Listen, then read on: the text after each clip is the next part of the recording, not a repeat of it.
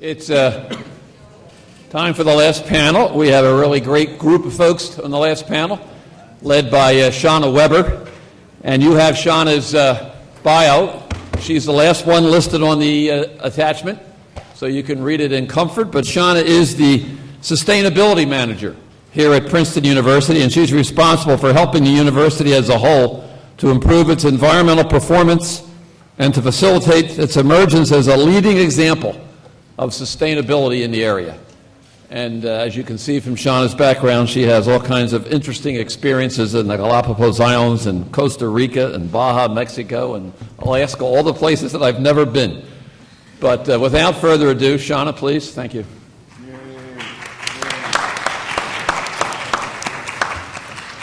Thank you, Rich, and thank you for bringing us all together to have this conversation. Rich asked me before I introduce the panelists to give you a brief overview of sustainability at Princeton. I'm going to keep it really brief because I really want to get to the conversation with our great panelists. But just so you have a few highlights, the university adopted a sustainability plan in February of 2008. And that effort came out of the work of a broad coalition of partners on campus. It was really a gratifying process to be part of because it was such a community effort, and it continues to be. So after adoption of the plan, which is a very comprehensive one, we've been in implementation mode. And that implementation continues to engage all of those community partners, faculty, staff, administrators, students. And I really believe that that is a sustainable model. And a number of panelists earlier touched on this point that we really have to learn how to solve our own problems. And the best way to move forward is to develop that expertise locally. And it tends to spread. So we're really trying to model that, and I think the use of the word model in this case is the right one. So we will be coming out with our first progress report in November, and I'm looking forward to getting comments and reactions from all of you to see how we've been doing since we implemented our plan. So I'm not going to go into any details. If any of you have any questions, you can certainly, we can talk later. The bottom line is that we hope the campus can help create ripple effects. And I think that's what all of us are trying to do, is to help create ripple effects that influence not just the local work that we're doing, but far beyond whatever boundaries there are to the work we're doing, and to help support the development of a sustainable economy. So I'd like to introduce our panelists now, and I know a few of them, and I know two of them, and I don't know very well two others, but I have to say that in our conversations preparing for this panel, however brief they were, I was really excited by what I was hearing.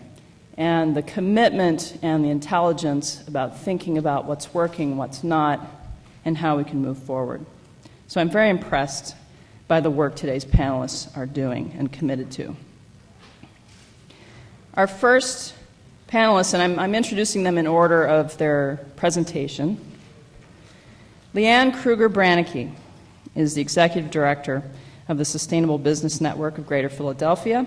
In 2008, Leanne developed a green-collar job strategy for the Philadelphia region, which led to the creation of the Green Economy Task Force, a 150-member coalition of organizations working to create green-collar job opportunities for low-income Philadelphians.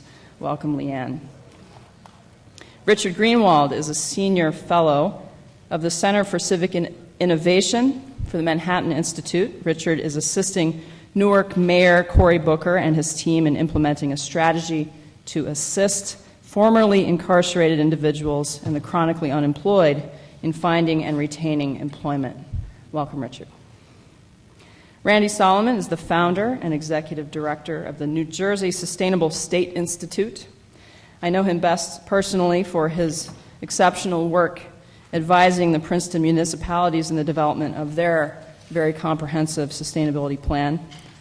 Randy has a BS in biology from the Richard Stockton College of New Jersey and an MS in public policy from the Blaustein School of Rutgers University, where he is also currently pursuing a PhD.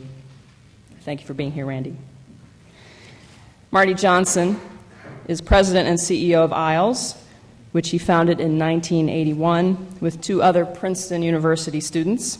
Since then, Marty and ISLES have received national and international recognition for their sustainable development work, and not to mention his very significant contributions to our local communities and the campus. It's been a real pleasure to get to know Marty since my arrival here 3 years ago now. Marty is a former trustee and executive committee member of Princeton University, where he also taught here at the Woodrow Wilson School from 1996 to 1997. Welcome to all of you, and thank you for the work that you do. Now I'd like to invite Leanne to present.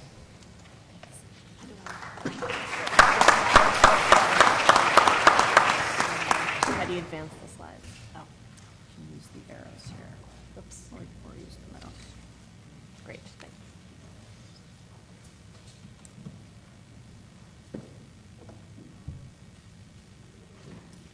Good morning, everybody. It's often difficult to be on the third of 3 panels, 7th or 8th speaker that you've heard, and so I've got some pictures to wake you up a bit, and I'm going to tell you some stories. So hopefully the next few minutes will be engaging for you. I'm Leanne Krueger-Braneky, and I'm the Executive Director of the Sustainable Business Network of Greater Philadelphia, and I'm really pleased to be here with you this morning to share the story of our work in Philadelphia. When I was invited to join this panel, I said, well, you know, I'm not a policymaker and I'm not an academic. I'm very much a practitioner, a boots-on-the-ground kind of person trying to affect real change in my community. And so that's the perspective that I'll share with you this morning.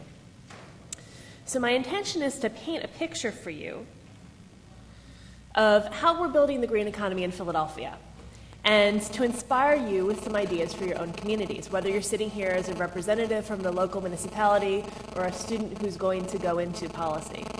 I'm sorry, my timer on my iPhone is competing with the microphone. During my presentation this morning, I hope to communicate 3 things. 1, to communicate an overview of our work on green jobs in Philadelphia. 2, our definition of green jobs. And 3, our current take on the impact of the stimulus package, what's working, and where the gaps are. So who do we serve? Well, the Sustainable Business Network of Greater Philadelphia was founded in 2001 by a woman named Judy Wicks, who's a local restaurateur known for good local food and social activism. And we're a membership organization that's building a just and sustainable economy in the Philadelphia region by connecting, supporting, and promoting local independent businesses. Our membership has grown over the past 8 years to include now over 500 businesses, and about half of those are in the city center and half are in the surrounding suburbs. The Sustainable Business Network is one of a group of networks like us around the country. We're a founding member of the Business Alliance for Local Living Economies, BALI, which is the fastest growing group of socially responsible businesses in the U.S. right now. 75 networks like us representing 20,000 businesses. In Philadelphia, we bring together local business leaders who share a common interest in growing successful companies that have a positive social and environmental impact. And we work with businesses from startups that are just launching their businesses to more established companies that suddenly have an interest in going green, usually for real either consumer-driven reasons or for financial reasons. With members that include everything from breweries to biodiesel companies, green office supply companies to laundry detergent manufacturers. We've got a very diverse membership. And we work with these companies at very many different stages of the sustainability continuum, from those who've really embedded those practices into their business from the beginning to those who are just learning how to make things happen. We decided to move beyond just providing services to businesses to working in the green jobs world, because we realized that our vision of a just and sustainable economy required more stakeholders than just the businesses, though the businesses are really a key part of this. 2 years ago at the Bali conference in Berkeley, I heard a man named Van Jones speak for the first time. Now, I'm not going to discuss the recent political shifts and surrounding his resignation, but I will say that if I had never met Van Jones, green jobs would not be on the map in Philadelphia right now. So we brought him to Philadelphia for the first time in February of 2008 to really build momentum and share the vision of what green jobs could mean to our city. We webcast the event to 9 locations throughout the city. Over 600 people attended, and our mayor came and made his public commitment to making Philadelphia the greenest city in the country. A month later, we convened a strategy session at City Hall with 75 of the top key stakeholders from local government and workforce development, green business, labor, and community-based organizations to start to say, well, what would it take to develop a comprehensive green job strategy for Philadelphia? Out of that meeting, the Green Economy Task Force was born. This is a coalition that has now grown to include over 400 people, 150 partner organizations, from labor, nonprofit agencies, green businesses, all working together to develop a strategy that will benefit low-income communities in Philadelphia. Green for All has called our organizing work extraordinary and has said that Philadelphia has moved ahead faster than any other city in the country. We're currently working to document our success and expect to release a handbook later this year, probably in the spring. And one of the things that makes our organizing work unique is our unique stakeholders, unlikely bedfellows, people who've gotten together over a common vision that's bigger than what any one organization or person can accomplish on their own. So what's a green job? It's a term that's being thrown around a lot these days. A number of our earlier panelists use it, but no one stopped to define it. Well, in Philadelphia, we're really talking about green-collar jobs. And a green-collar job is a blue-collar job in a company that improves environmental quality.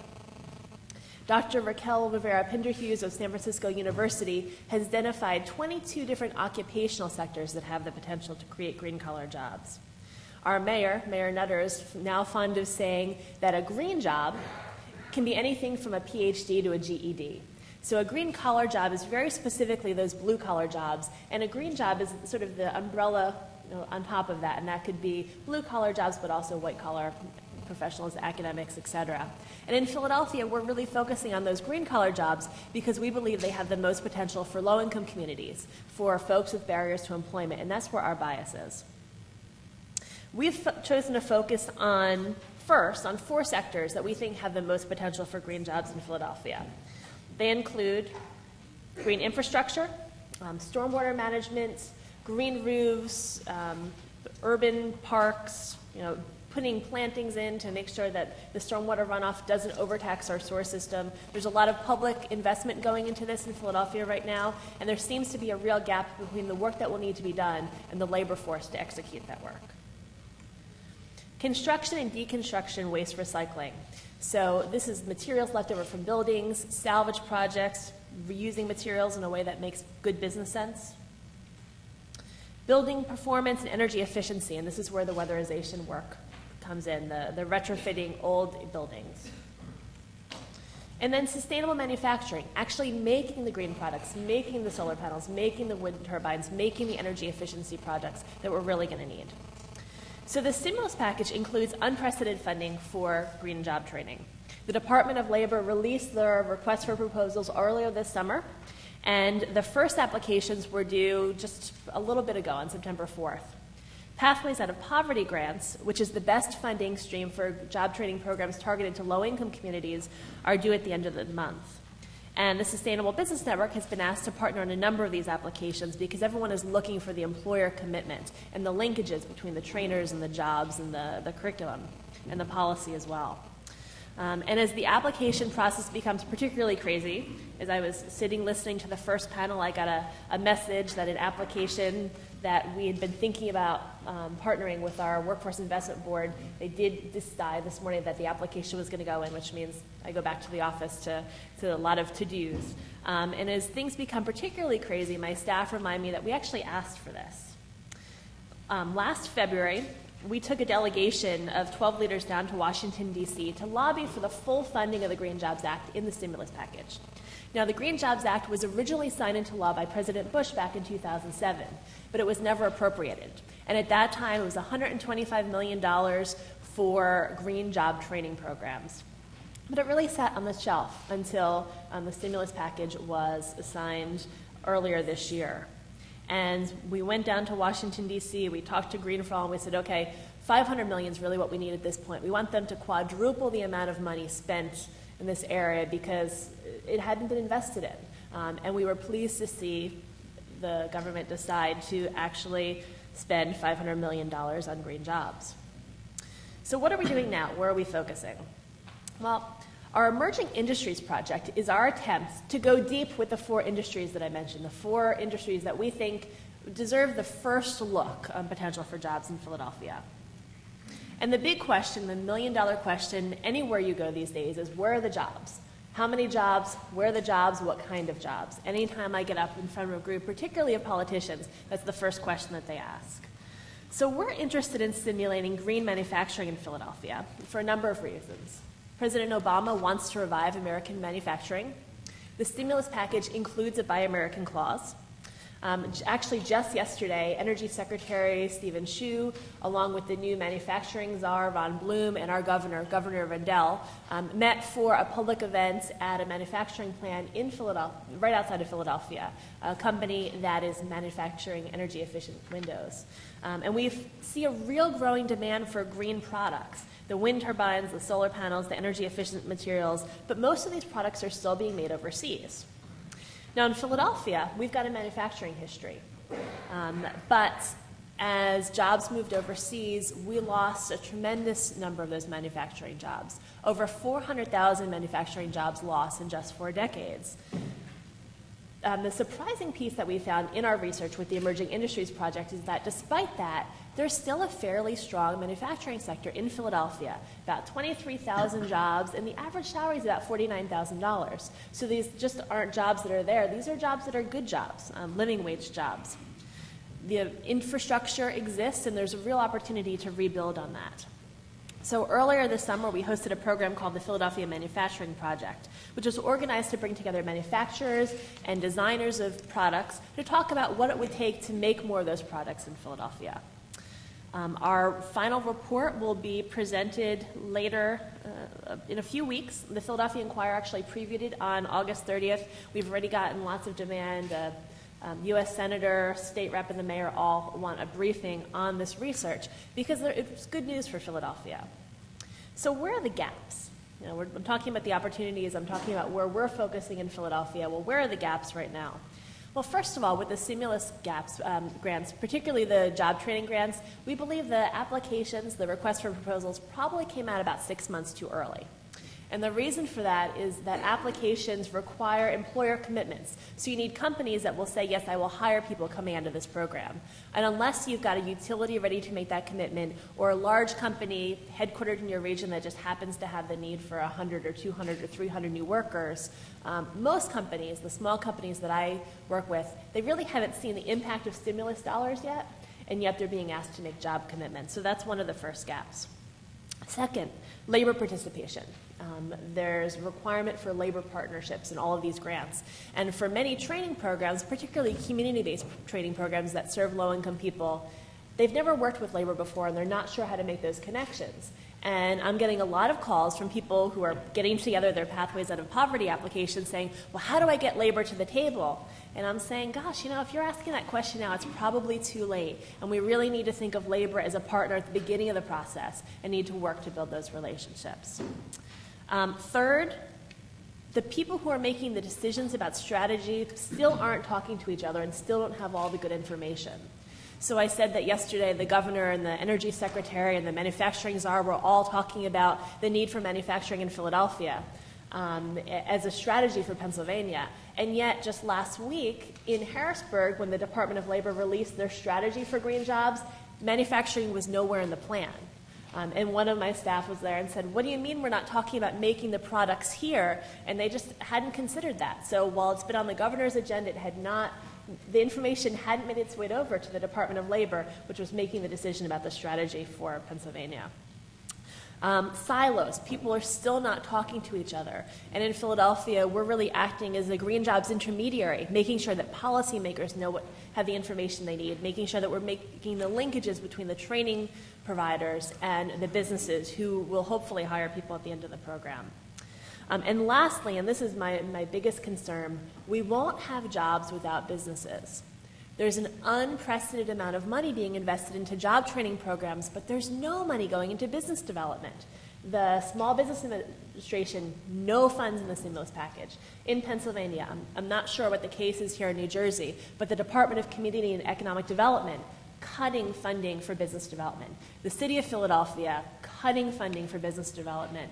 And so that seems to be the real gap here, that if we're not developing businesses, not just relying on attracting 1 or 2 companies from overseas to come in from Spain and build wind turbines, but really developing the companies that will be loyal to our communities, then we're not going to get the kind of job results that we want. And at the end of the spending of these millions of dollars on these new job training programs, no one's going to get jobs. And that's my biggest fear. So it's an exciting time. There's a tremendous amount of opportunity, but there's also a lot more work to be done. And this all became real clear for me last September. We were participating with Green for All in a Green Jobs Day of Action. And we were in a local community and had some examples of what green jobs look like. And at that point, we were collecting signatures to try to get the Green Jobs Act funded in the stimulus package. This is actually before Obama was elected. And that afternoon, a young African-American man came up to me and handed me his resume. And he said his mother had seen a sign somewhere about this event, and she told him to show up so he could get his green job. And the bad news, I talked to him, found out what his skills were, but the bad news for him is that there really wasn't an opportunity at that point. At that point, there was one green-collar job training program in the city, 20 spots, 900 applicants, and it won't be until this fall that some of the new programs start to come online. And so it hit me that afternoon, sort of deep in my stomach, that we need to do more. And this isn't just about high-level policy conversations or large-scale investments. It's about people like him who desperately need job opportunities. So what could benefit someone like him? Well, programs with clear intake processes, clear applications, and appropriate jobs. One of our other fears right now is that we're talking about jobs that someone without a high school education will never have the hope of getting. So what are the appropriate jobs that will have career pathways to move people up? Secondly, the right kind of soft skills curriculum, particularly if we're talking about folks with barriers to employment. What are the skills you need to keep a job and to be a good employee? Third, we need an employer-driven model. I'm seeing too many training providers right now deciding that they're going to train for a particular kind of position without ever talking to companies. So unless we have businesses driving the curriculum, again, these programs aren't going to benefit anybody. And then lastly, figuring out the labor piece. How do we build real relationships between labor and between training providers and businesses? Because the government's requiring that at this point, and they'll likely continue to require it. So our next steps. Our Emerging Industries Project report will be released on October 9th, and that'll be available on our website if you're interested. Our Green Economy Task Force how-to manual will be available next spring. And also, the Sustainable Business Network is working with the national organization I mentioned, Bali, to help start other networks like us across the U.S. We were just recently designated a regional hub, and if any of you in New Jersey are representing a community or business person and you'd like to see an organization like ours get started in your community, come and talk to me because we'll soon have support for you. So thanks so much for the invitation to be here. I'll look forward to taking questions after the other panelists when the moderator brings us back to Q&A. Thanks.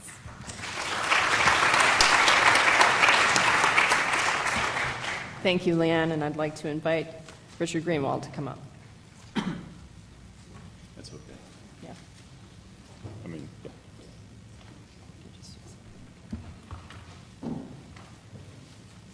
Leanne had such beautiful pictures. There's no way I'm going to put up my PowerPoint bland presentation on a 50-foot wall back here.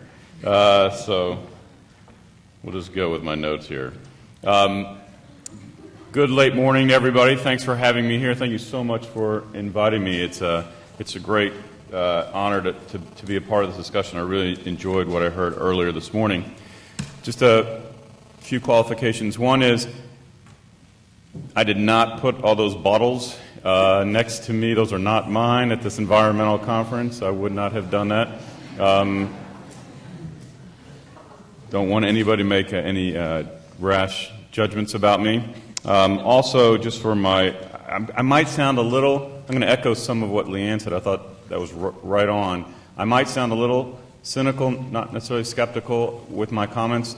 I'm optimistic about all this stuff, so I'm just letting you know in advance. I'm just pointing out some of the things that are the gaps. As we talk about you asked us to introduce our background a little bit. My first job out of college was with Senator Al Gore, Jr. And so I've got, the first Earth in the Balance book autographed on my shelf somewhere. So if you don't think I'm an environmentalist, I just want that to that I am, and I do care about these things. And my background is I'm working, as Shana said, with Mayor Booker, working on reentry issues, and we're also doing this for some other communities around the country, and it's really about jobs, getting people into jobs and getting them transition from an institutional environment into the community and being able to uphold their social contract with the rest of us.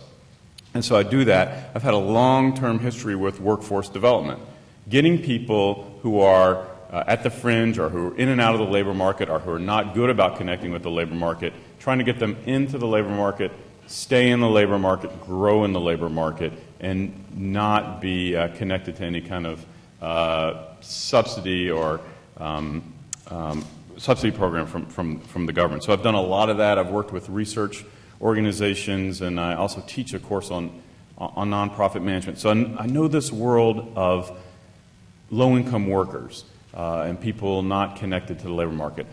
I'm not so good at the high-tech part of green jobs. So my comments are going to reflect kind of the low-end opportunities here.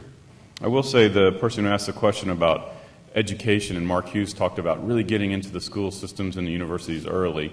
It makes a difference. And I remember, and those of you who grew up in the 70s like me, two things happened that we remember. We had an energy crisis. And for those who grew up after the 70s, it's automatic to you that you would turn off the lights when you leave a room, right, and turn down the heat. But before the mid-70s, we didn't really do that. And it was a shocking thing for us all to do, and now it's habitual for us. Also, we had the Native American crying on TV all the time. Remember that ad? Which was impactful for me, and I remember arguing with my parents about the way we handled our trash. Anyway, so those are my bona fides. That's my background. I will say this, working with the group I work with, you probably heard this before, the group I've worked with has needed a stimulus for a long time.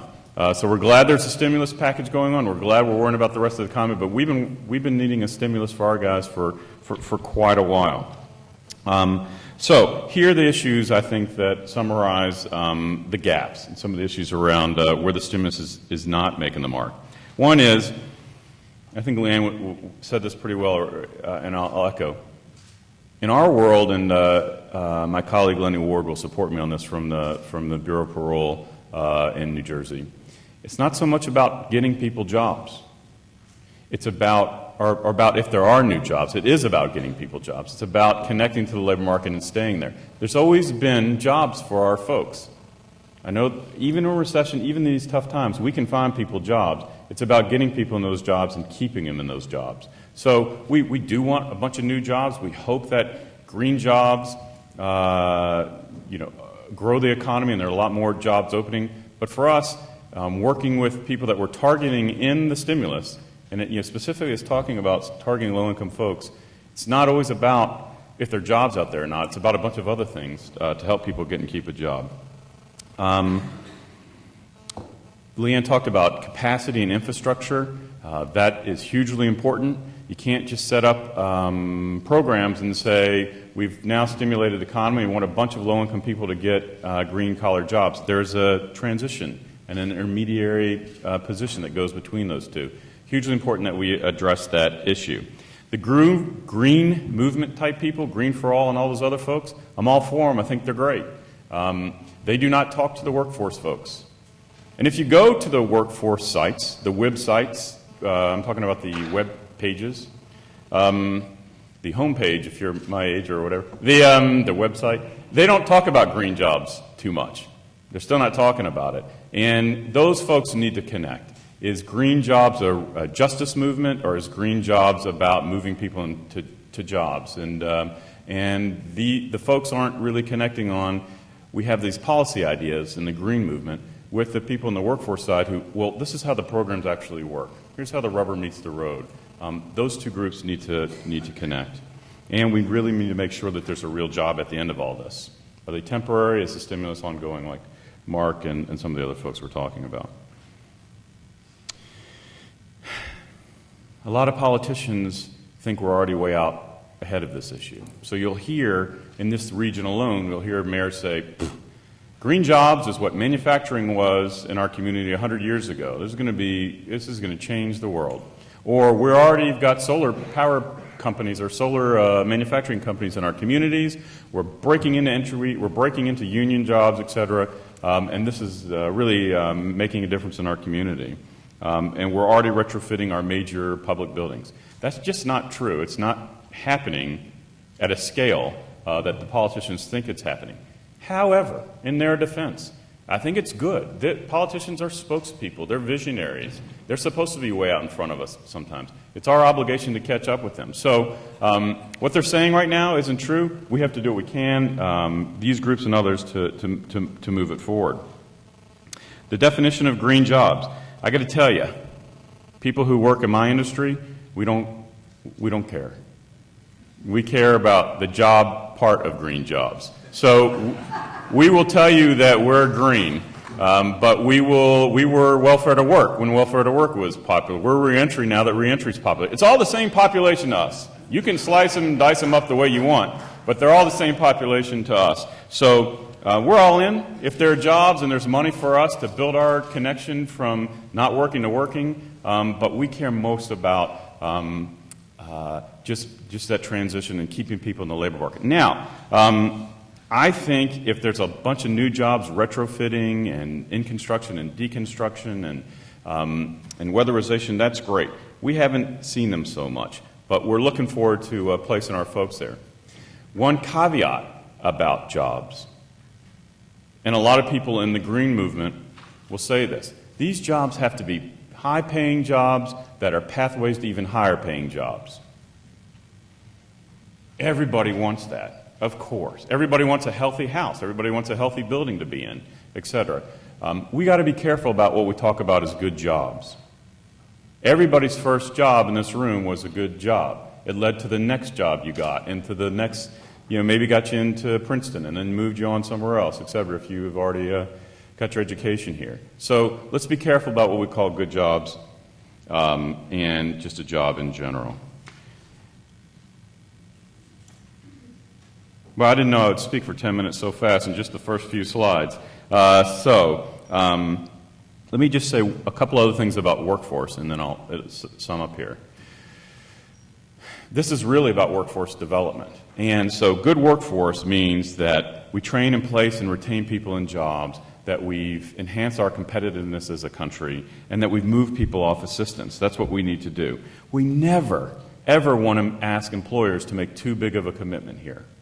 Because most of the jobs that we're going to place people in are going to be jobs that you and I have either worked in or our families have worked in, or maybe we've started on our own. We saved, we crimped, we started our own business. We try to make payroll each 2 weeks, and it's a very tough thing. We don't want people who've never worked or never been in, never placed people in a job or gone on a sales call to tell us what kind of commitments we need to make about jobs and who we're going to hire. So let's be really careful about the onus we place on employers as we ask them to move a bunch of people who aren't working right now into their jobs.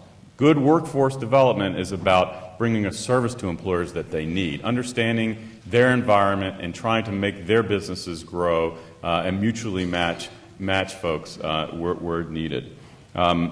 Good workforce development is also holding people accountable, knowing where that money is going. If we are going to spend $500 billion, $180 billion, $179 billion, whatever that number is, and we're going to get 5 million jobs as the outcome of that, I don't know the math. Maybe that's $30,000 or $50,000 or $60,000 per job.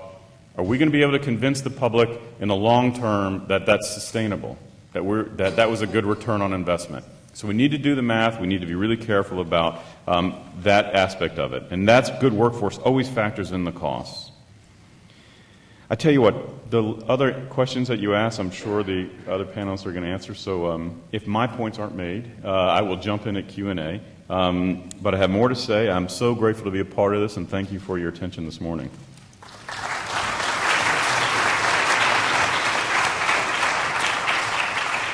Thank you, Richard, and I'd like to invite Randy Solomon to come up. Thank you. Thank you for having me. My name again is Randy Solomon. I'm the Executive Director of the New Jersey Sustainable State Institute at Rutgers. We are a think and do tank that deals with sustainable development, as you might have surmised from the title. As was also noted, we're one of the architects and partners behind the Sustainable Jersey program. And as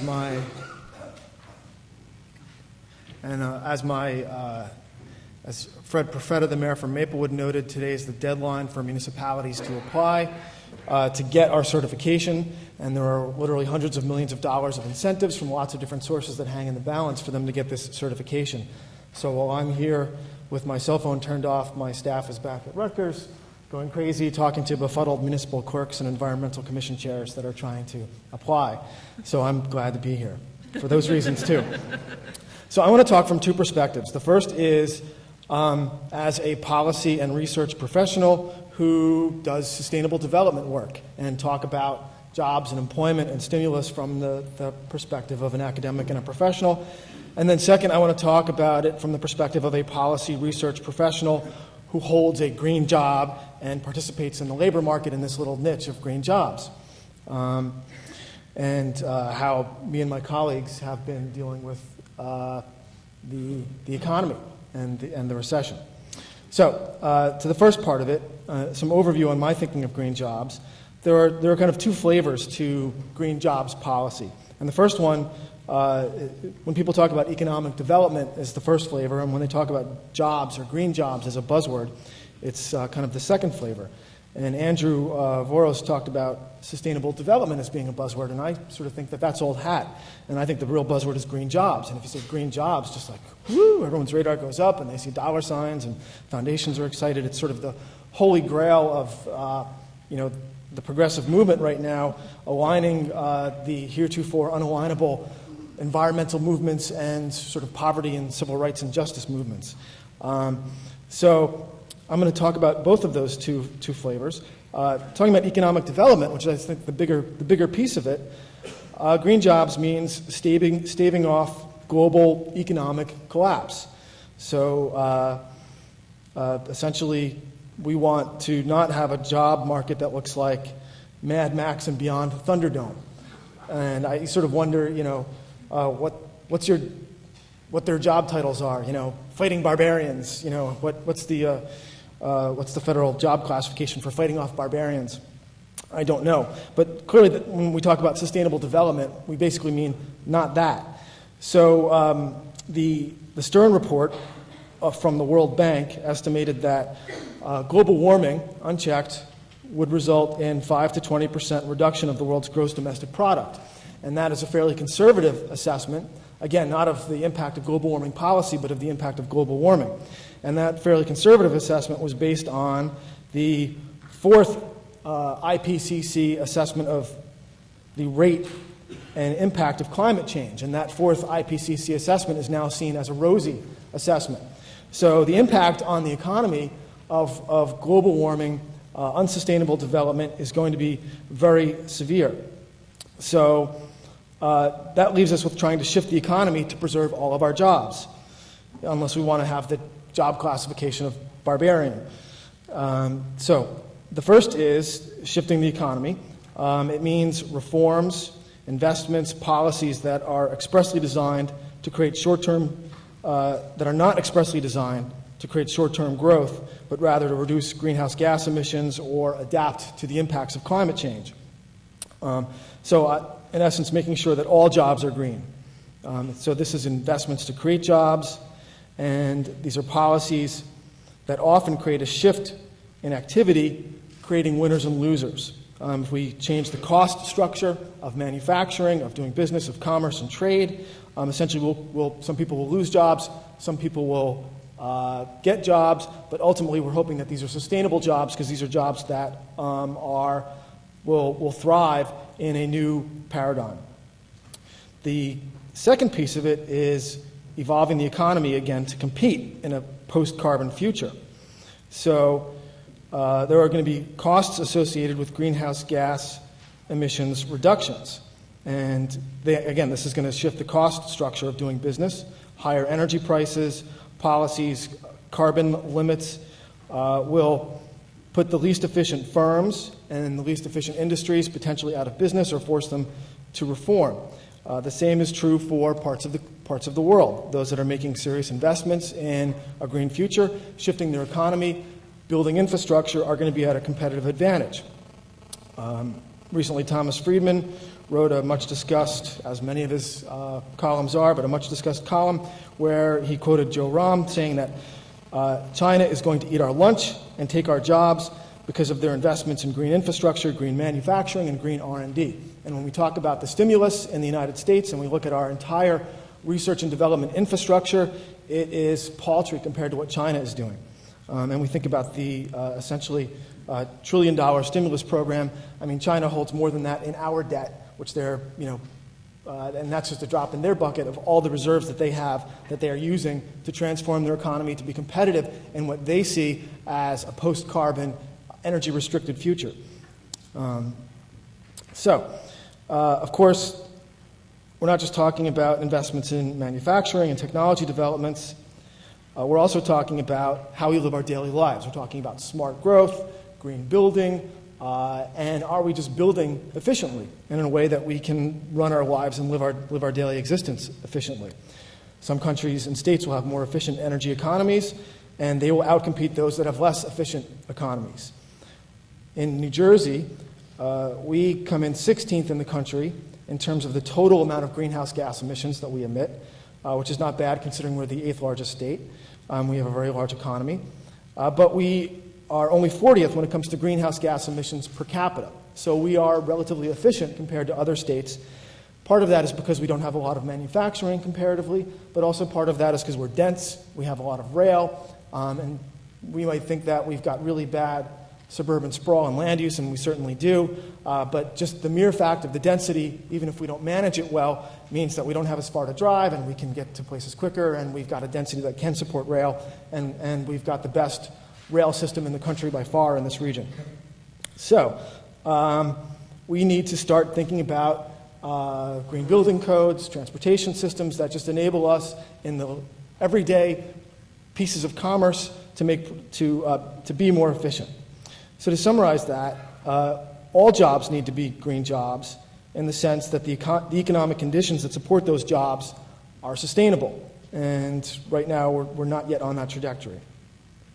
The second piece of it, or the second flavor, again, the way it's talked about, is the jobs, or the green jobs piece of it. And green jobs really is a buzzword. I mean, if you want to get funding from a foundation right now, if you want to attract the attention of a local politician, there is no two words that you can utter that will get their attention more than we want to do green jobs. But of course, the green jobs is, as my fellow panelists noted, a new twist on an old theme. It won't be the last twist. It's built on a very traditional sort of youth build model, which is very successful, which is giving people who have barriers to entry into the labor force with skills, a first job, and indoctrination into working. And as a society, that is a moral imperative. We owe it to those people to do that. And it's also a sustainability issue in that having a permanent underclass is not something that we can sustain. But is there a necessary connection to green? Why limit the focus? With an unemployment rate that is 10% and still growing, not shrinking, what we don't need right now is green training. We need jobs, and kudos to both of you for mentioning that. And the green sector is, we hope, one of the emerging sectors of the economy. 1 minute? Okay.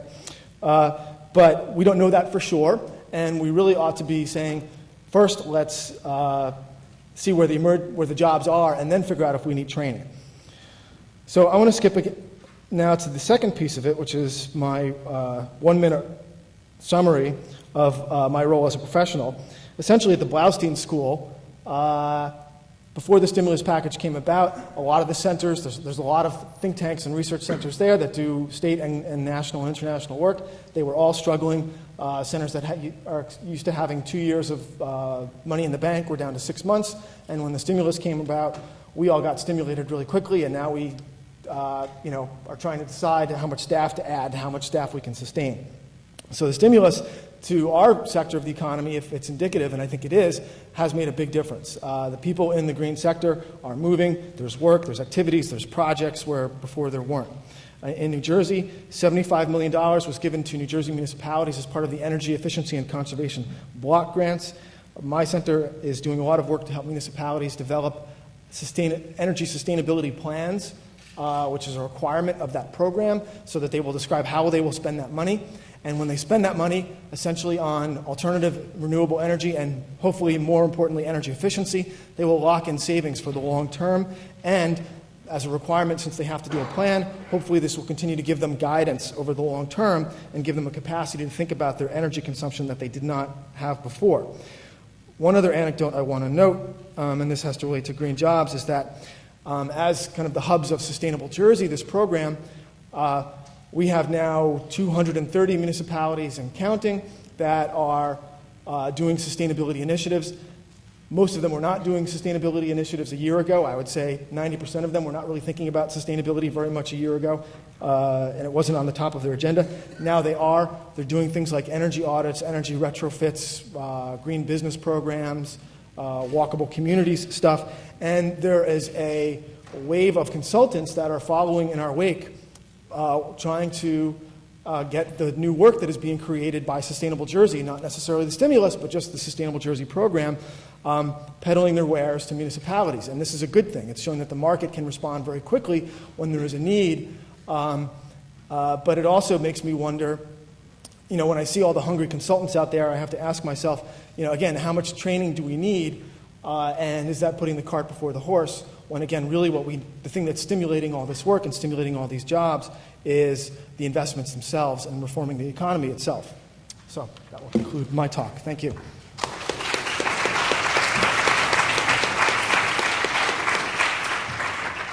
Thank you, Randy. I'd like to invite Marty Johnson to come up.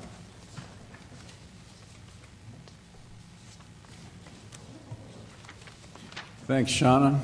I'm the last guy, huh? Everybody still with me? Still with me? All right. Keep your eye on the mic, please. Eye on the mic? All right. As opposed to eye on the prize. I've seen that one.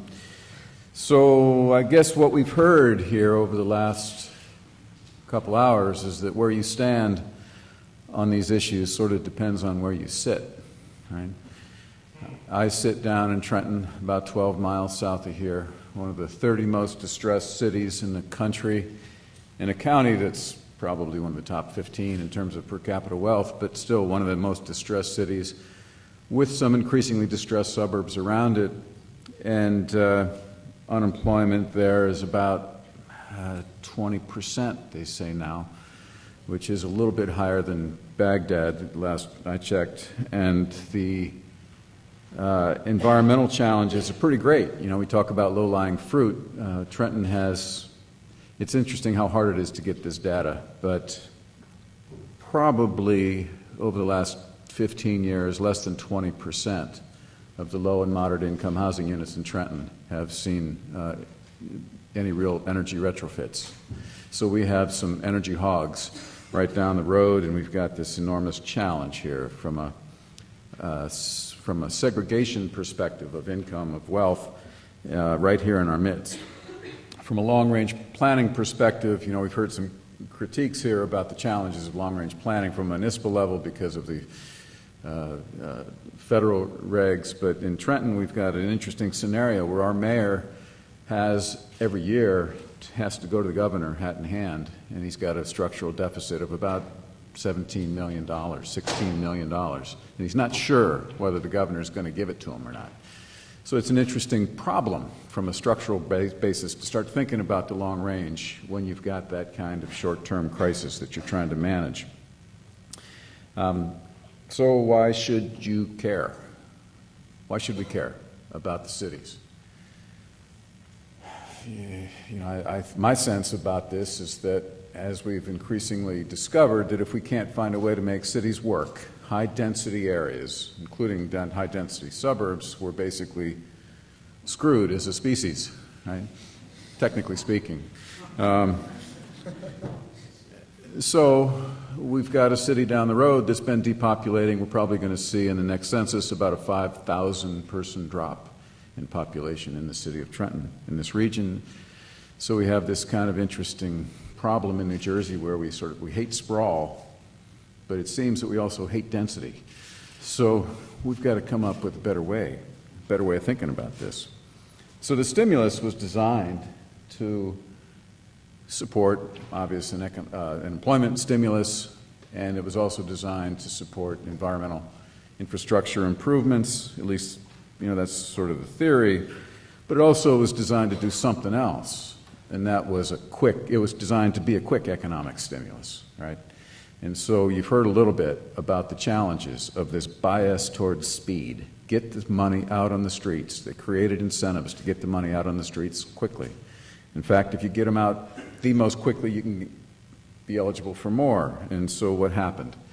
Well, mostly here in New Jersey, or if not mostly, then a large portion, speaking from our perspective, what we saw was the state saying, we're not going to innovate. And they're honest about it. We're not going to innovate. We've got to push this money out the door. That means we got existing silos. That means we've got to do what we can with that which we have in hand. And so not going to be much that we're going to be doing outside of what we've already done before.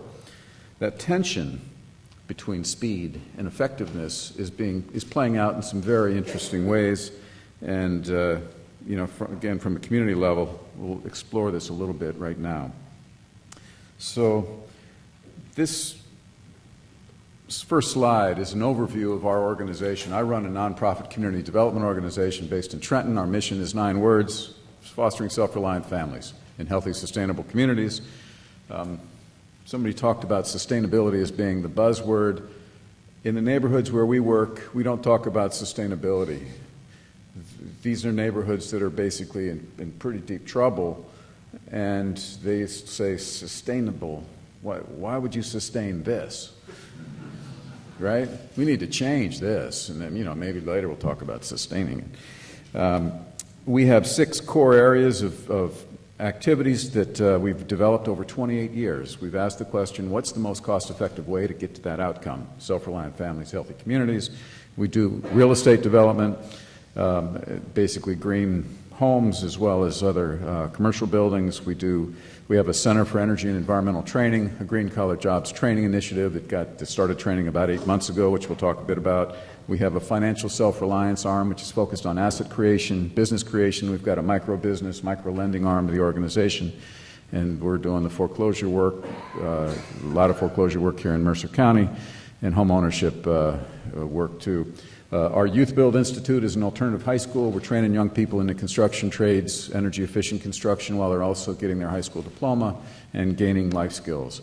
We do community planning and research, involve people in decision-making, right, and develop community plans, and then that oversees the research arm of our organization. And then finally, our environment and community health is engaged in urban agriculture. We've heard a little bit about what they're doing in Roanoke. Well, 12 miles down the road, we've got 43 community gardens growing tens of thousands of pounds of food. It's a real important infusion of fresh produce into the food system in a place where there's only really one supermarket. So access to good, we basically have a nutritional desert just south of here. And so community gardening is really an important activity. We also are engaged in understanding the relationship between environmental hazards. So, for example, if you're going to do community gardening, you better figure out how much lead is in the soil, how much cadmium. And so you get pretty good at environmental restoration when you're going to grow food, and that we have started expanding into homes, and we found some interesting data that'll be I'm going to share with you in a moment.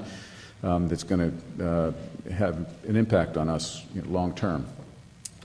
So this is some of the achievements. I won't go through these, don't have time. If you think about these three core areas of the environment, the economy, and equity, because we have to deal with these segregation issues, and it's not fair out there. This is our sweet spot, right in the middle of those three areas. That's what we seek to impact.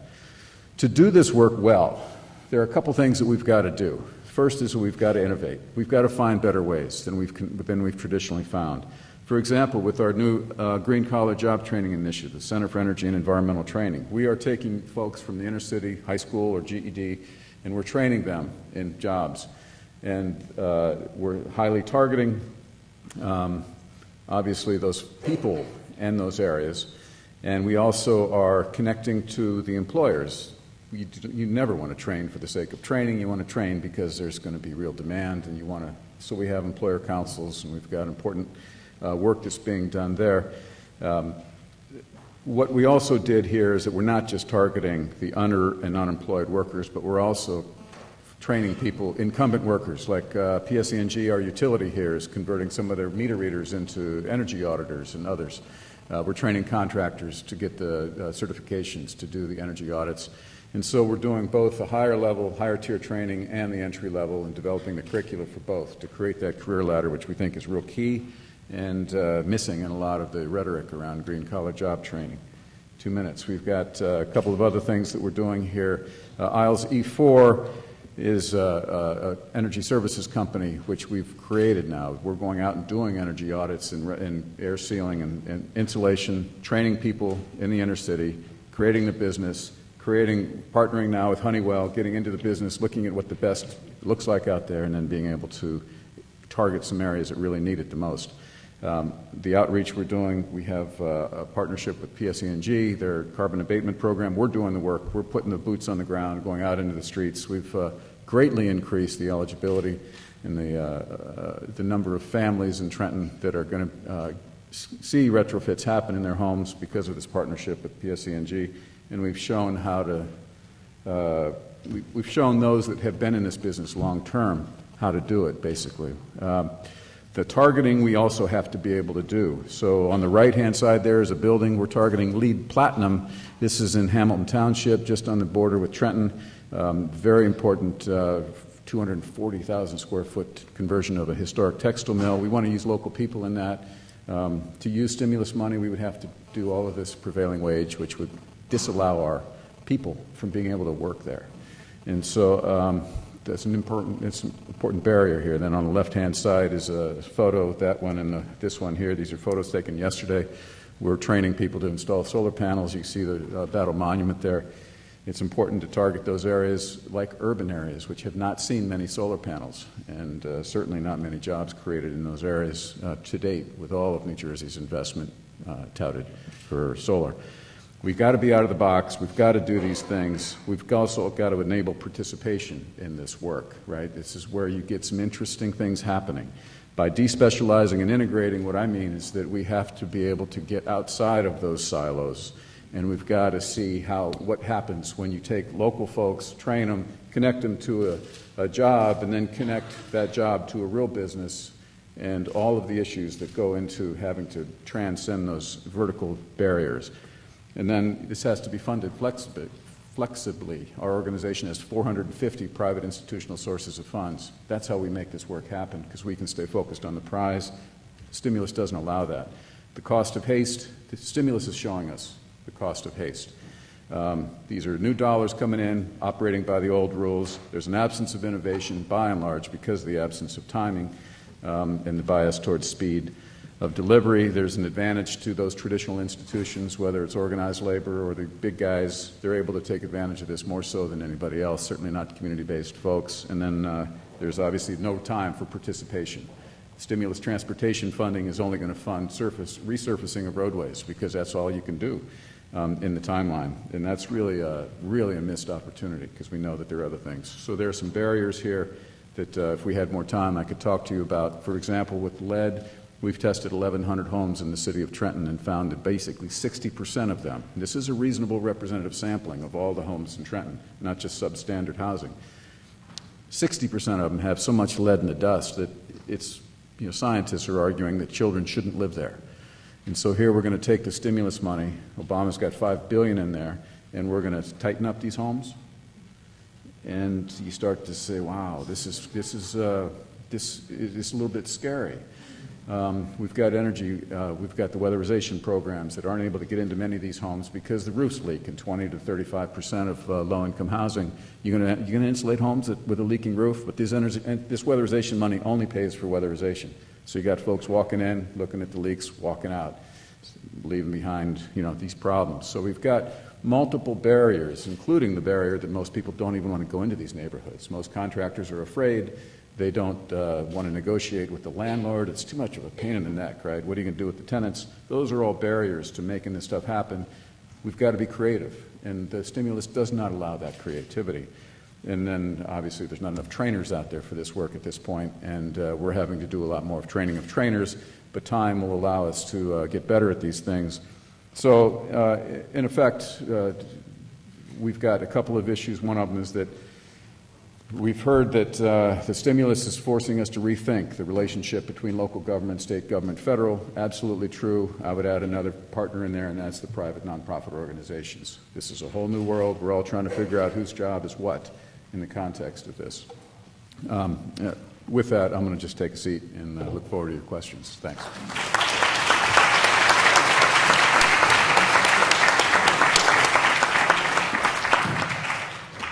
Thank you, Marty. So what I'd like to do is open it up to the audience for questions. I had a couple of prepared questions, but I think I'd like to move directly to you. So if you have a question, please come down. I would ask that you focus on your question and also let us know who on the panel you would like to address your question to. And let's start here on the right. Hi, Danny Tarn, graduate student at Rutgers, Camden. This is directed to Richard. You'd mentioned that we can't hold a gun to employers' heads about, you must hire our green trainees. So absent any sort of memorandum of understanding or community benefits agreement, how is the best way to proceed to connect those? What are some ideas to connect trainees to jobs? Or rather, what are some of the entrepreneurial things that we can provide, mechanisms that can be put in place to provide low-income populations with these opportunities? Yeah, the question is, so how do we connect people that we're targeting for these trainings into jobs? And I'll tell you some things, and I bet my colleagues would want to add. One is you need to talk to the employers first. So you don't want to set up trainings for jobs that don't exist. Then you want to get employers as your partners, but you don't want to ask something that's just outrageous. So if you say to your employer, I want you to commit to hire anybody I send over, we'll give you a subsidy. Well, if you send over a few duds, it's just not fair for the employer. So some of the good training programs and workforce programs, what they do is they go to the employer. They know the employer inside and out. They have to actually touch and feel what the job is going to be there and what the environment is like there. Then they take that information and try to train and prepare the worker for that industry and for that job. Then they're at the job site supporting the employer and the worker, so there's a retention aspect to it. And if something happens, they backfill. You don't want to have employers burned by our programs. They'll get very enthusiastic in the beginning. They'll see the tax credits or whatever other incentives we provide them. But if we start making it too difficult for them to hire an employer, or it's too costly for them to hire an employee, or too hard to process the information to get the incentives, et cetera, we will burn them and then we will lose them as a partner. Thank you. Okay. Next question on the left here. Thank you. Thank you. Michael Parsons. I'm a community college sociologist and community developer working with a small community college in Appalachian, Western Maryland. Question for Mr. Johnson. In the mid-'90s, I worked with Mercer County Community College. The urban campus seemed to be doing an awful lot. What I want to know now, following my colleague from Columbia, do you see a role? Three-legged schools are good, four-legged schools can be better. Do you see a role for education, particularly my favorite, the community college, if not doing, at least certifying, recognizing, and advancing what you do? Yeah, this is a very interesting question, because what's going on right now around the state of New Jersey is that community colleges are seeing this and they're wanting to be in the game. They're really wanting to be in the game. So what's happening is that they're hiring some trainers, and what's the problem right now is that we just don't have enough trainers out there who have the experience on the ground, and so we can do real damage if we're not smart about who we're putting up there as educators in this field. This is too important that we get it right, and it's too opportunistic right now given all the stimulus money and all the hysteria around this stuff. And I generally think that there's absolutely a role for community colleges across the country, but we really need to ground this in what's happening now. So we have to proceed with obviously some haste, but the humility to know that we really need to have people who know what they're doing. Shana, if I could add to that, I have an example. In Philadelphia, we are working with a community college system. The Energy Training Partnership Grant, which is one of the Green Jobs Training initiatives, the application that went in from the Philadelphia region includes the workforce investment boards from the region, so workforces at the table, the community colleges in the 5 counties, actually including Camden, who will be the training partners. The Sustainable Business Network, we're organizing the businesses and getting the businesses to the table. And then the AFL-CIO is our labor partner. And so the reason this came about is the application sort of requires regional cooperation. Mayor Nutter has a vision and had already put the Metropolitan Caucus into place, and Community College had already been engaged with our Green Economy Task Force a year before, so was already thinking about green jobs. So we've got the right partners, and if that's funded, it'll be 300 jobs, 200 for entry level, 100 for incumbent workers, and an employer-driven model. Briefly, there are a lot of people that are developing sustainable development certificates or things of that nature. But I think the most valuable thing, and this is something that some community colleges are attempting to take up, I don't know how far they've gotten, is to integrate sustainability thinking, green thinking into existing curricula and existing training tracks. So cosmetology, what is green cosmetology? Building, what is green building? Whatever it may be. So I don't know if someone came to me with a certificate in sustainability, I wouldn't know what kind of job they could do. Do they do spreadsheets or bricks and mortar? But if they're a cosmetologist that goes for a cosmetology job and they say, oh, I know what's toxic and what's not for my clients, well, that's a competitive advantage, and that's also what's going to reform the economy more broadly. And I think Middlesex County is talking about doing this kind of stuff. They may have advanced it. I don't know them. Thank you. And just as a reminder, if an audience member asks a question to a panelist and other people want to chime in, please, just as you've done, please jump in. I think we're back to this side. Thank you. Good morning. My name is Joseph Blake. I'm the Administrative Director for MCIC in Philadelphia. And my question is for Martin, but Leanne, I want you to remember my face because I'm going to be calling you and we can talk later. Here's my card. My question was, you talked earlier about how this is too much, well, not too much, but it's coming so fast and no one's adjusting to how to really tap this money that's coming down the pike. A lot of it as community-based organizations we don't even know about. I heard you mention that some deadlines were ending today. I had no idea, and we do research almost on a daily basis to try to find access to this stimulus money and how do you tap into it on our level, on a very basic, here's the person, here's what we're going to do for you level. So my question to you, Martin, is a lot of these training programs will take you into training, but they don't provide stipends for the individuals they train. So in some cases, you're asking a person who's making no money somewhere else to make no money at all in order to enter a training program to try and make some money later on. So the question is there anything in the stimulus program that kind of bridges that gap and allows them to train as well as to train to a point where they can also support their families and themselves while working to have a sustainable job? The stimulus, there are multiple silos that the stimulus is offering up for green-collar job training. We look at that and think, who thought this up? this doesn't make sense oftentimes. So there are some funds within the stimulus that will allow you to pay stipends to do this kind of training, but they're highly targeted. You have to be in a region that has a particular level of poverty within this designated area, and you can't be close to other areas. I mean, it's kind of like a bizarre concoction of funding sources coming down the pipe. So you have to be, it's not designed to be friendly to community-based organizations. It's not designed for those that aren't quickly able to move and to respond in a way that's got, the capacity to get funded. And I think we just have to be honest about what the stimulus is not, which is why I put forth, to do this work well at the local level, we need time, participation, some creativity, and this is not offering it. And we need to make darn sure that we learn from this so that next time around, because there will be a next time around, that we push back and do this in a more effective manner. We can talk afterwards about some of the details about different funding programs if you want. Actually, I have an appointment, but I wanted to tell you that I would like to come up and see your organization up in Jersey. I got it right. Come on. Yeah. Thanks. Any other panelists want to respond to that? Okay. Take a question on the left here.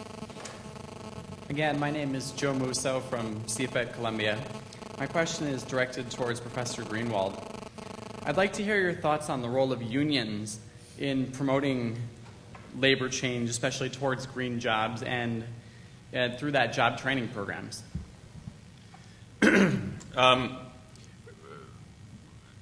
Just to echo something you said before, we are a little concerned about the stimulus because it's just not, some of it's not thought out and it's tough to make connections. There's an extra $4 billion, though, in the stimulus for workforce development. And so for the gentleman who just left, I think trying to influence your local WIB around that $4 billion could make a difference around training, and it also could make a difference around breaking in through the unions. Unions are a big issue, particularly in communities where I work, like Philadelphia and Newark, New Jersey. A lot of people who belong to the construction unions, where a lot of the jobs that are targeted in the stimulus for our folks think they're going, or would like them to go, they're hard to break through, and for a lot of reasons. One is it's patronage. Is maybe the best word I can say.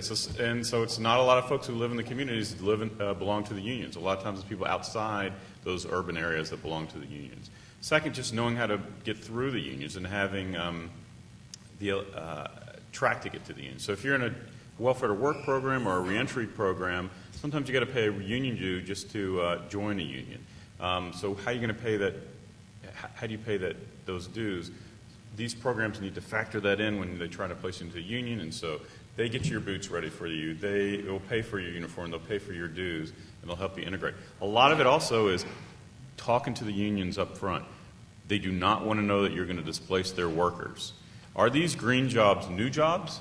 Or are they just the same jobs? Are we just training this lead supervisor to train the other guys on the job how to make this lead certified? Are we actually creating new jobs? If the unions feel that they're not new jobs, they are going to shut down. But if you can work with them and convince them that it will expand their union base, it will expand job opportunities, then they're more amenable, in my experience, working with unions. In Philadelphia, one of the things that's happened, there's been a lot of deal making behind the scenes. So the weatherization jobs, unions wanted the weatherization money to do that training. The state decided just last month that they were not going to only give the training dollars to unions, that there would likely be one union training program. And so the laborers, which is the union in Philadelphia that's best known for minority participation. I mean, to take what Richard was saying a step further, in Philadelphia, the unions are mostly white men whose fathers and grandfathers were in the union. And so there's been a lot of critique that they have not been open to minority communities. But the laborers do have an application that's going in that will probably be promising, an existing building, construction facility that will be training people for these new energy efficiency skills. And they've got some of the right community partners at the table. Sorry. No. Well, one last thing is the government also has in Philly and Newark and other places have a lot of contracts that they can mine. and they can set aside in their contracts, and they do this, that they ensure that their local residents get jobs. In order to get jobs, they're going to have to, for firms to win those bids, they're going to have to join those unions. That's how they're breaking through. Thank you. I think we have time for one more question. More? Keep going? Okay. Good. Hi, Lisa Wasserman, Woodrow Wilson School. I'm wondering about how to design energy efficiency policies, and specifically around, it seems like the largest opportunity to capture savings and then use that for other sustainability and social efforts. So it seems like a really critical area where we need to be looking at how do we capture them now when we're doing the energy efficiency to save them for long-term efforts. So have you seen any good policies, or do you have any ideas on how to design them at any level of government? The requirements that the Department of Energy put down for the energy efficiency and conservation block grants, which all the largest municipalities in the country got, were that they have energy efficiency and conservation strategies, and they strongly recommended that the municipalities set aside some of the savings that they'll get from doing building efficiency upgrades, these long-term structural savings, to reinvest into more programs. And they also asked them to require them to do energy strategies that will enable them to do projections and think about, see what their emissions and energy usage is, and track it over the long term and see if they're making progress. A lot of municipalities are doing it and taking it seriously, and a lot aren't. A lot of municipalities needed to replace their HVAC system. They've been wondering how they're going to replace their HVAC system for a long time. This money came along, and somehow they're going to have a strategy that determines that the thing that's best for them and the environment is to replace their HVAC system. Other municipalities are working with us and with other NGOs and research centers to really craft well thought out long-term plans for sustainable development that will look at a host of energy related issues like land use and transportation, as well as buildings and operations. And what we're doing with these municipalities is actually doing cost benefit for about 60 different policies, and then developing scenarios for them so that they'll be able to see what their savings would be in a business as usual and different policy scenarios, which is pretty sophisticated for municipalities with populations 35, 50,000. So they're trying, but of course, as all things with the stimulus, it's a big chaotic, mush, and you're getting all kinds of things. But it's better to have it than not. One quick thing in relationship to efficiency policy.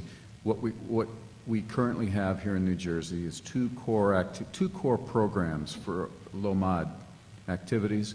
One of them is a weatherization assistance program that typically flows through community action agencies. Here in Mercer County, we've got the county running it.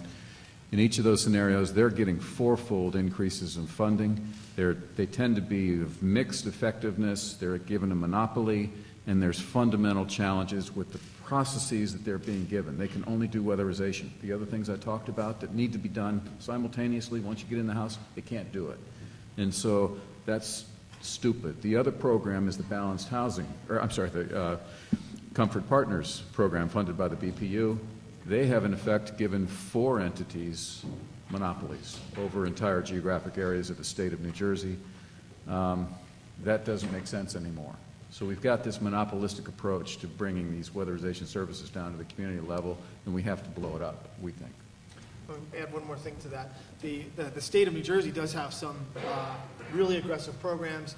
A lot of people would quibble with some of the implementation and some of the program design, but in terms of putting their money where their mouth is and making real investments, they've done it. One of the programs that, without judging its implementation, because I think there's good and bad there, is definitely the right strategy, is that they have put a lot of money into providing essentially free energy audits for local governments to audit their buildings, and these audits will show cost-benefit analysis for lots of efficiency and alternative energy upgrades, and it'll show them the payback period, the rate of return, and all that kind of stuff. And then there's all kinds of other little incentives that are available, not clearly presented to them well enough yet, but that are available to actually do the building upgrades. And what they're really emphasizing to all these municipalities is that the first thing you need to do is do your energy audit, because then you'll have a baseline for comparison, and you'll understand what measures are available to you and what their costs and benefits are, both in terms of energy consumption, emissions, and all that other stuff. It's a good strategy, and they're trying to pin all the follow-on programs to first doing an energy audit, because that's sort of the basis for a conversation about what you can do. So to clarify, when you said they're doing the cost-benefit analysis, it's to understand the savings, but not yet to write it into their policy to actually require it to be held for future services. Correct. But there's a lot of money that is being made available, hundreds of millions of dollars, to directly fund those building upgrades for the municipalities.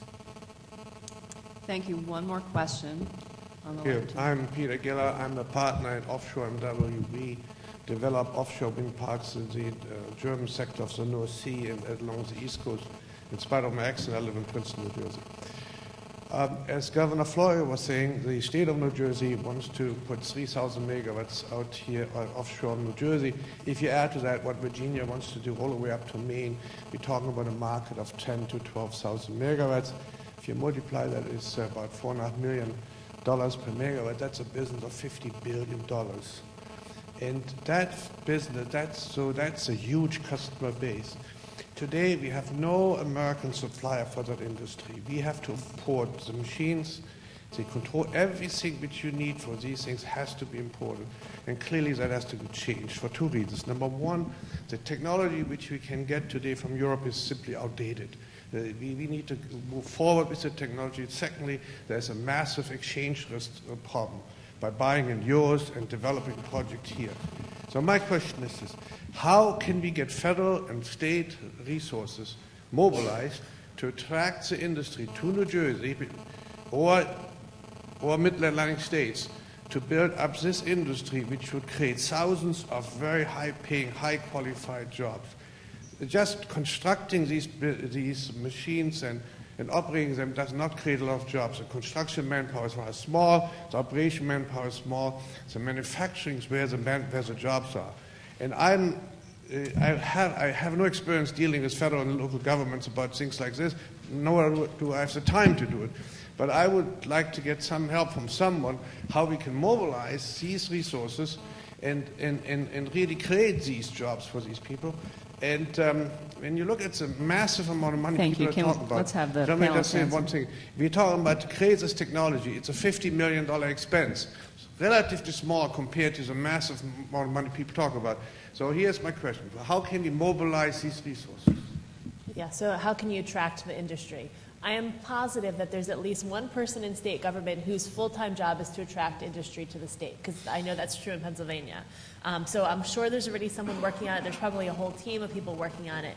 But we can't just attract industry. We also need to develop businesses here, because attraction alone, spending lots of tax dollars, research is showing more and more that the companies that are attracted in with incentives to produce jobs often don't deliver on the job commitments they make. So we're spending X amount of dollars, they're promising 500 jobs, 1,000 jobs. They may be delivering 200 jobs, 300 jobs. And on the economic development side, more and more research is showing that it's really investing in those companies with 10 employees to 100 employees that have growth potential that has a larger economic impact. So I'm sure someone's working on attraction, and what I'm saying in Pennsylvania right now is we need more people focusing on business development, because that's where the greatest growth is going to come from. That's where the jobs are going to come from. Okay, thank you. Other comments? Yeah, I just want to say China's not having this problem. China? China.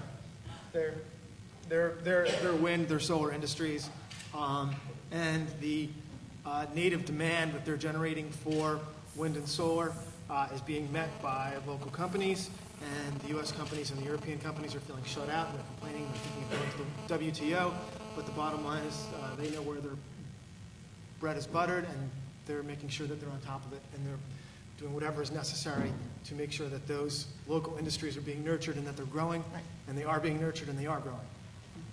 But what's different is that you could have said this 20 years ago about Japan. What China doesn't have that we have, and I think there's this great opportunity that you're talking about, is that we have a legal structure in place for property ownership, et cetera, and we have a financial structure that's sophisticated, somewhat, that other countries don't have. And we have such a great opportunity. I think your point is great. And economic development in cities and in states need to take advantage exactly of the point that you made. We have so much more potential than these other countries. It's not a knock on another country, just saying we have. This industry, when you go offshore, you cannot compare which what a small guy with 100 people can do. This is a massive industry and needs massive involvement resources. Don't mix it up with putting some solar panel on a roof. Yeah, no, he did. I was talking about manufacturing. I was talking about R&D and manufacturing. Right.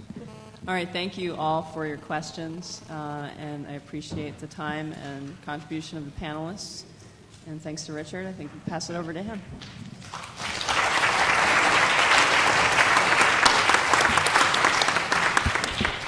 Shana, thank you very much for pulling this panel together and getting everybody lined up. Thank you for participating, everybody. Thank you all for coming. We appreciate your questions. I know there was a few questions that perhaps weren't answered, but I invite you to just come up and ask them. So thanks for coming, and we'll see you next time. And have a safe trip home.